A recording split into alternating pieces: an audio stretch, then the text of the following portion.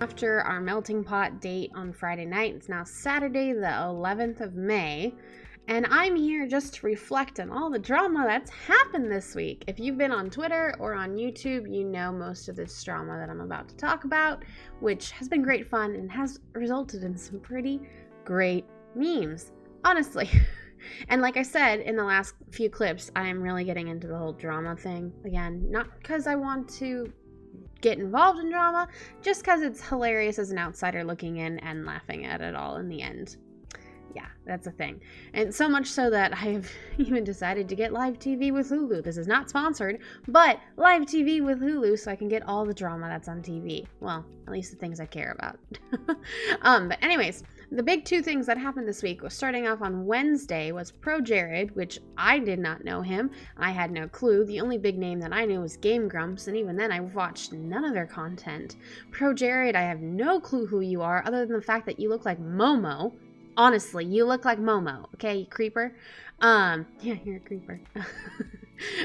Moving on with him, it all started on Wednesday when he posted on Twitter this tweet, followed by this girl named Holly, who I don't know either, saying, "I'll always be there for you," whatever nonsense. This is the first time I've ever heard of the guy, and I read the tweet and I was like, well, okay, he's going through a divorce, I don't care, but who's this person, Holly, just coming out of nowhere?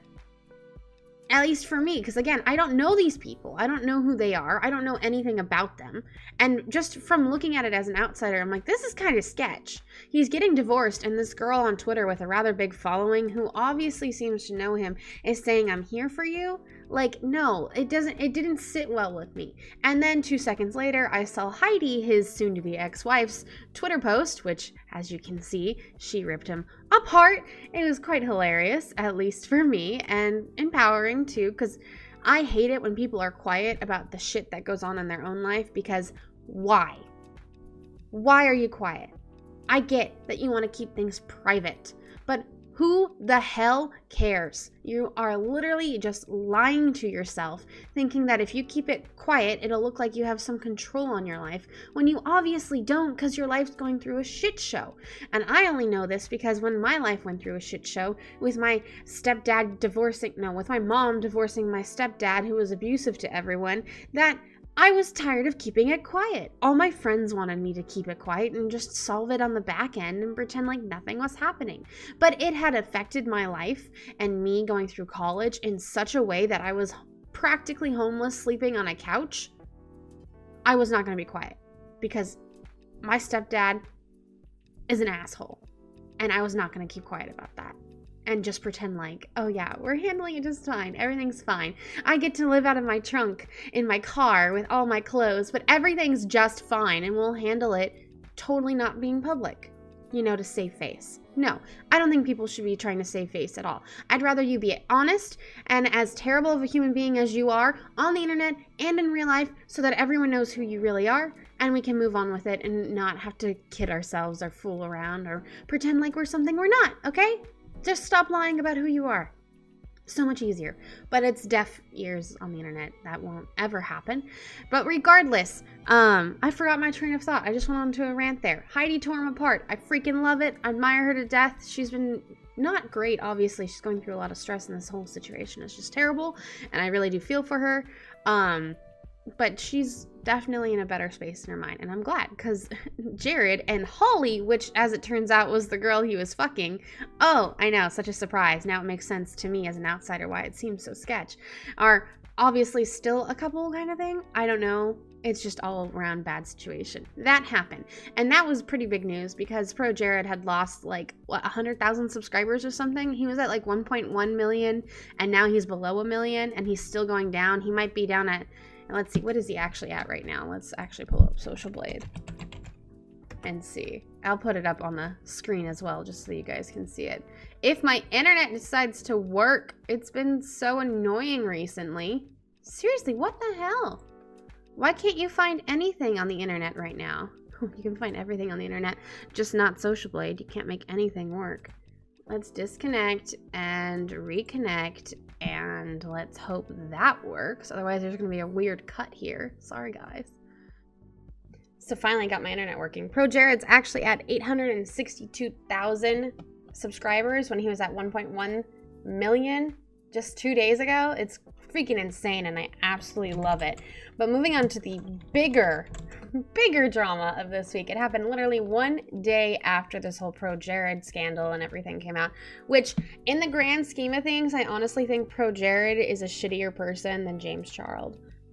Just saying, you know, I mean, it's a lot more interesting to see James Charles go down, considering he's a bigger YouTuber and a bigger influencer compared to Pro Jared.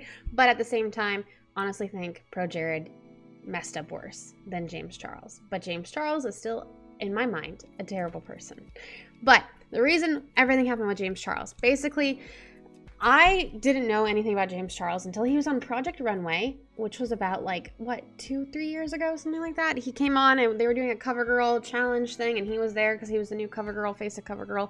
He was only like 16, 17 at the time. I don't remember, so it was literally when he was right starting out, and now he's 19. So yeah, about 2-3 years ago.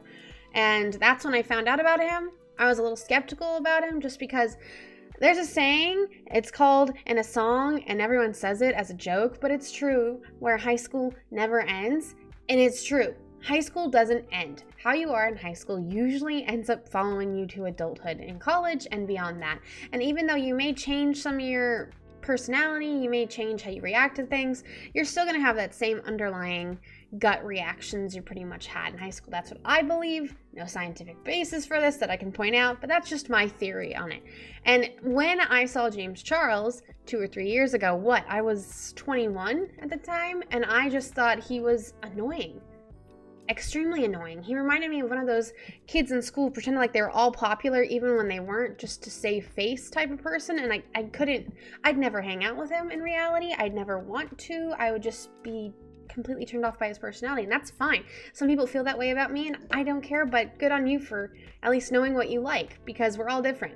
But so at first I was like, whatever, it's just a personality thing. Good on him. He's doing successful things in life. Awesome. Moving on. And then a few weeks ago, he had that whole drama where he was charging $500 for a meet and greet on his tour, which is a little ridiculous. I mean, I get that there's a demand for it because he's so popular, but at the same time, it is kind of ridiculous. So I agree with Kavos on that, and he did quite a few good videos about that. And I mean, at the same time, I see the demand. I don't understand it personally. It was kind of a meh situation. I really didn't want to get involved or care about it. It was just kind of a meh drama. And then this week, yesterday, May 10th, oh my god, it's been a crazy May. It's only 11 days in. I did not get started watching The Beauty Community until Shane Dawson's series on Jeffree Star last fall in 2018. That's when I was first introduced to The Beauty Community, aside from James Charles, who I barely knew about because of Project Runway TV show. So I was pretty meh, didn't know anything. I only watched Jeffree and I only watched Tati every now and again. I don't really watch them as frequently as I do gaming channels, which is fine. So I really was on the out. I have no idea. I don't know who Laura Lee is. I don't know any drama that happened last year because I was at the tail end of it and didn't get any of it. So this is all, again, relatively brand new to me. And then Tati's video drops. And she, 45 minutes had never felt so good watching a show aside from Shane Dawson's crazy docuseries that he's done before. And I was just watching it and I can't believe it. Basically, she, in a way, was a manager, her and her husband, to him because his manager sucked when he was starting out. So a lot of his success is in part due to their help.